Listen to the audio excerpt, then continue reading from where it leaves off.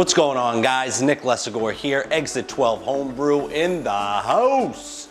It's been a little bit busy with life, busy with just things in general, but I'm here on a Friday, summer Friday, late July for a nice little brew day. The third time this summer alone I've brewed, I'm brewing the Selling Out Blueberry American Wheat.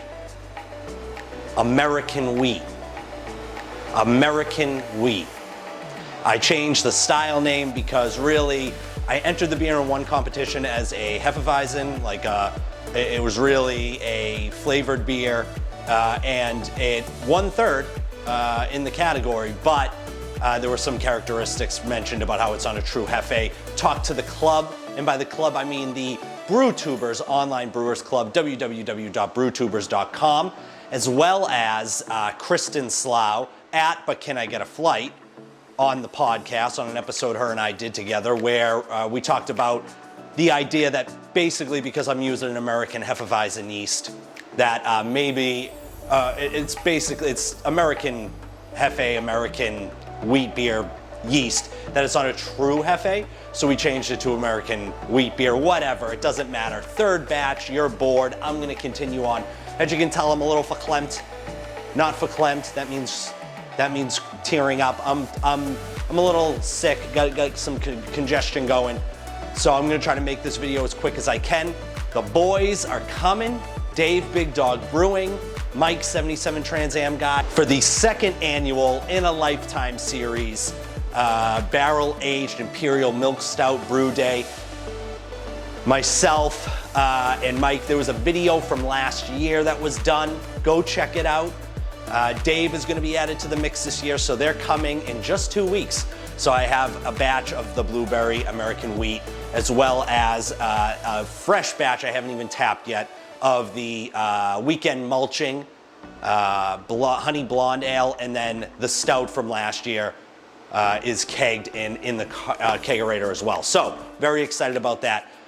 I wanted to share a couple of brief updates on the Bruzilla, dialing in temperatures and things like that, as well as a hops update. It's been a while. Let's take a look at the hop plants and let's get you guys updated on what's going on around here at Exit 12 Homebrew.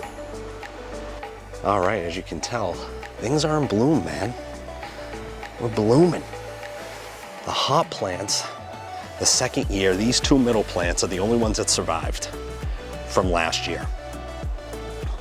Columbus was on this end, and I'll put the hop on the screen that was on this end, but these plants died over the winter, so they are no longer Columbus and whatever this one is, but I think it's Prussian and Hartwick are these two middle plants. Look at these things. I am up to the deck.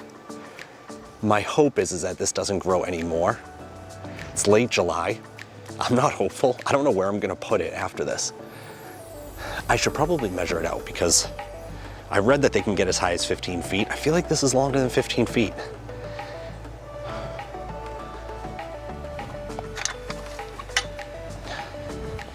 Vegetable garden, we get some lemon cukes growing in, straight 8 cucumbers, some peppers here starting to bloom, if that's even what you call it. And then these are like herbs and beans and peas and stuff in this one. And then I've had these two plants. They're supposed to be bee pollinators. I've had these two plants since last year. I didn't realize that they grow year after year. I think that's called an annual.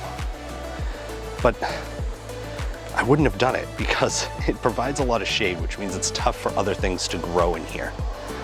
So that may be difficult. I may have to move those next year. These are sunflower plants that I knew were annuals that were from last year, and they are growing mightily. I should probably trim them down, but they're starting to bloom. Very nice. I got squash on this side, zucchini on this side, and these are pepper plants and pumpkins. I think those are just pumpkins though. I don't think the peppers really grew. I planted late, but what are you gonna do? I got them off this website, Urban Gardening Project. I'll leave a link. Really cool vegetables and fruits that you can choose from, I think. I got the summer pack, which was really cool. The spring pack, I believe it's called. but I'll link to that. But as you can tell, they're gonna be blooming here pretty soon. So I'm very excited.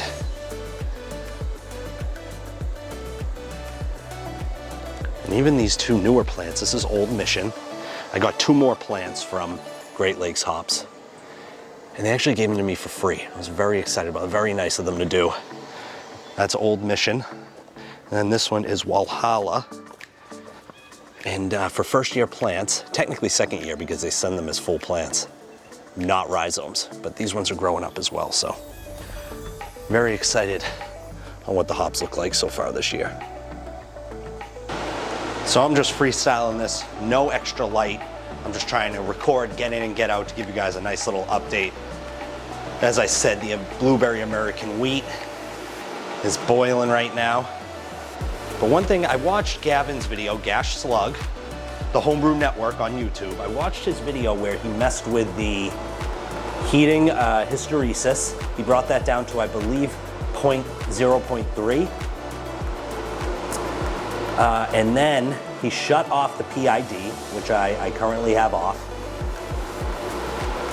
And then there was one more setting that he messed with, the sensor differential. He had at 6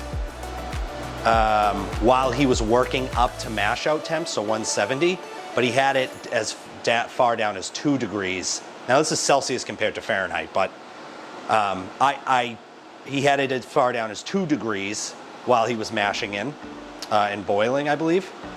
And so the issue I'm finding is I used both of those settings. And unfortunately, I changed the settings to what he suggested, and I didn't see a difference in my temp ranges. So I went back and I changed them myself just on the fly as I was mashing in. My mash temps were as high as a 10-degree difference between the unit and the rapt temperature probe. So a little confusing. What I think I'm gonna do, I went down to 1 degree on the sensor differential. Still have PID off. And then the heating hysteresis, I have it at 0.5. And so what I think I'm gonna do moving forward is, we'll keep that the same. I have my boiling to get a nice rolling boil. I probably boil off more doing it, but it's set at 214. I don't know if that's really accurate. So again, what I think I'm gonna do is, to that point, what I think I'm gonna do is I'm gonna probably dial this unit back in. I'm gonna do some work and I'm gonna dial the unit back in using the ice water method and using the boiling method. And let's see if that helps with temperatures at all. But all in all, a solid brew day. My rapt was definitely on point. It said 152, 151.8, 151.2. Set to a mash temp of 152, so I was fine with that.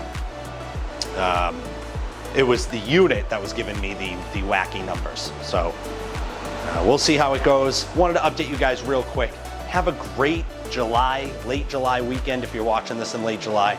And if you're brewing, good luck, and I'll pray to the homebrew gods for you. Cheers.